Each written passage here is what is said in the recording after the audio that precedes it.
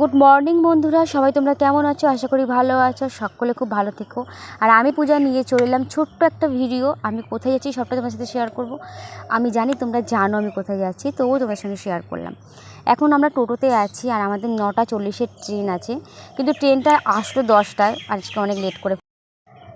তারপর ট্রেনের জন্য বসেছিলাম আর অনেকটা গরমও ছিল।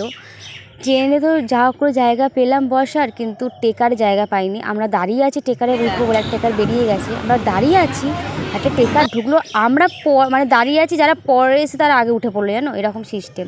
একটু জায়গা পাইনি, বাবার আমাকে ছাড়ছিল না, ওকে নিয়ে যে কীভাবে বসে এসছে একমাত্র আমিই জানি। তো যাই হোক, আমরা চলে এলাম ভান্ডারহাটি। এটা হচ্ছে খুব অনেকক্ষণ টেকারটা ওখানে দাঁড়ালো, প্রায় 5-7 মিনিট দাঁড়ালো, আর এতটাও ভিড় হয়েছে আর ভালো লাগছিল না গরমে। তারপর চলে এলাম, আর আমাদের শ্বশুরবাড়িটা একদম রাস্তার ধারেই, এটা অসুবিধা হয় না। তো এরপরে যে ভিডিওগুলো আসতে চলেছে খুব ভালো ভিডিও, অবশ্যই তোমরা দেখো, তোমাদেরও ভালো লাগবে। তো বাড়িতে চলে এলাম, আর আমার মানে শাশুড়ি মা আর কি একটু এগিয়ে এসেছিলো, বাবানকে কোলে নিয়ে যাচ্ছিলো। তারপর ঘরে চলে এলাম, বাবু এই দেখো। তারপরে এই যে আমাদের সোনা একটা মেয়ে, তো খুব খুশি সবাই। সত্যি তাই, সবাই একসাথে গেলে খুব আনন্দ হয়, সবাই একসাথে অনেক আনন্দ মজার মধ্যে দিন কেটে যায়, বোঝাই যায় না কীভাবে দিনগুলো কেটে যাচ্ছে। একসময় এরকমই সবাই একসাথেই ছিলাম, তো কী থেকে কী হয়ে গেল এটাই। তারপর ছাদটা দুজনে মিলে ঝাড় দিয়ে ভালো করে একটু পরিষ্কার পরিচ্ছন্ন করলাম, দু জায়ে মিলে।